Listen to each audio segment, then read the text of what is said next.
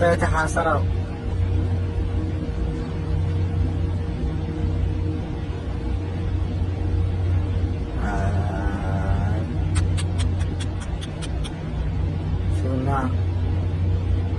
After an American tanker caught fire in the northern part of the Persian Gulf in Iraqi waters following an Iranian missile strike, a combat alert was raised on the American aircraft carriers operating in the region.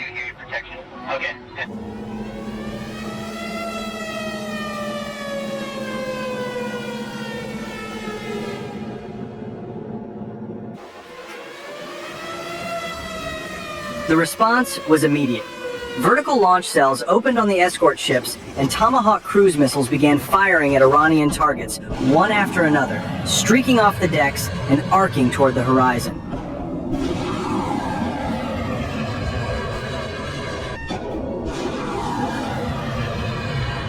Across the carrier and its escort vessels, soldiers and sailors started moving to their defensive positions along the entire perimeter of the ships. Weapons lockers were opened, equipment distributed, stations manned. Snipers set up their rifles on elevated platforms along the superstructure. On the lower deck of the carrier, Marines assembled and received a quick briefing. They were being sent to Allied bases in the Middle East and needed to be ready to move fast. Officers ran through the mission: transport method, destination, actions on arrival. The briefing lasted minutes.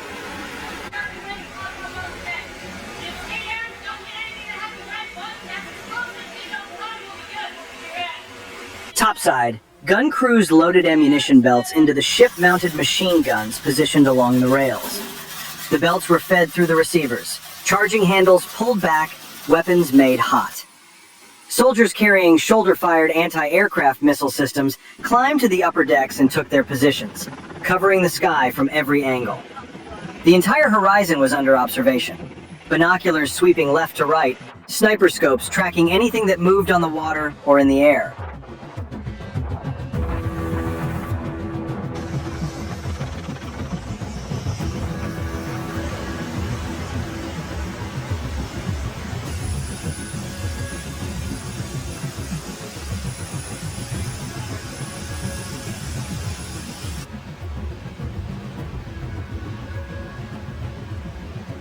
Once the machine guns were loaded and locked, the gunners ran test bursts.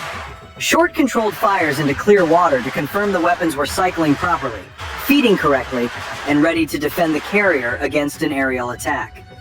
Brass casings rattled across the deck plates. The guns worked. Every weapon on every ship in the formation was confirmed operational. The entire strike group was now at full combat readiness.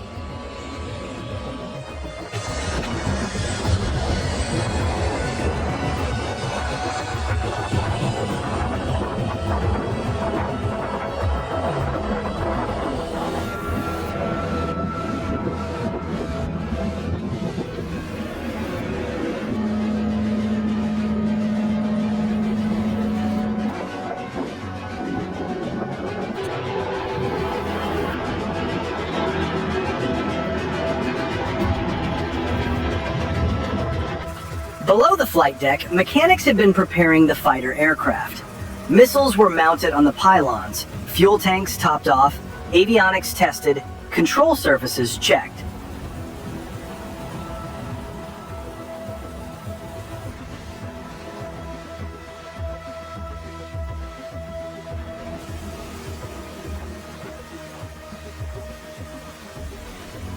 After a full inspection, the first aircraft rolled out, an AV-8B Harrier II. The pilot taxied to the runway, increased engine power, and took off horizontally from the deck, transitioning to level flight and rapidly gaining altitude.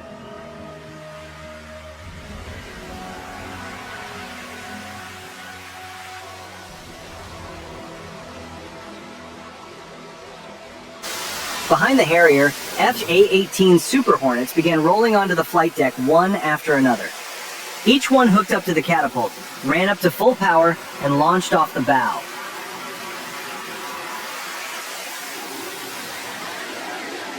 One after another, they climbed into the sky and turned toward their assigned sectors. The pilots had three objectives. First, intercept and destroy any incoming missiles that could be targeting the carrier group. Second, Establish air superiority along the corridor that the Marines would use to reach Allied bases, ensuring safe passage for the transport aircraft. Third, strike enemy military installations, radar sites, missile launchers, command posts, anything that posed a threat to coalition forces in the area.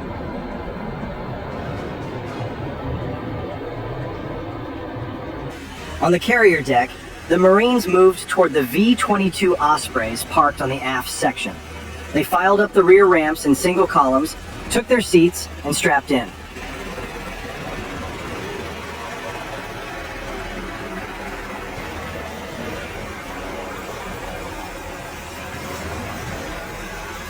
The Ospreys started their engines, rotors spinning up in helicopter mode. One by one, they lifted off the deck, rotors tilting forward as they gained speed, and headed out toward the Allied bases where the Marines would be stationed.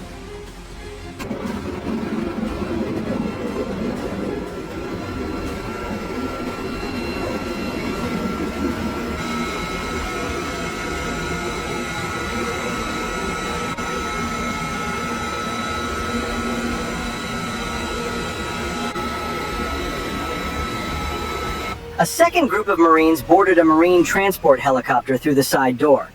Full combat loads, rifles, body armor, packs, ammunition.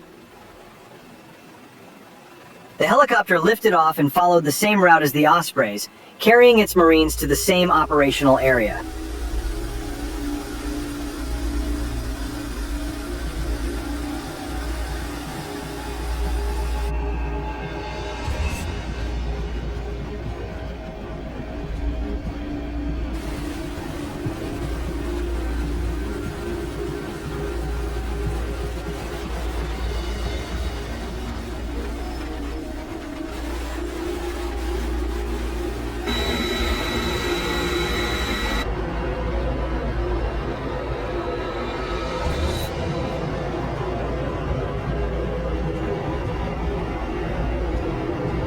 Meanwhile on the ship, the defensive preparations continued.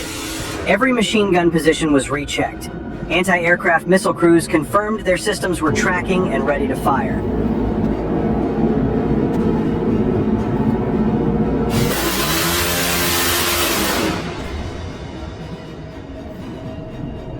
Attack helicopters on the flight deck were being armed with door-mounted machine guns and loaded with ammunition for escort duty. These helicopters would fly alongside the Ospreys and transport helicopters carrying the Marines, providing armed escort for the entire flight.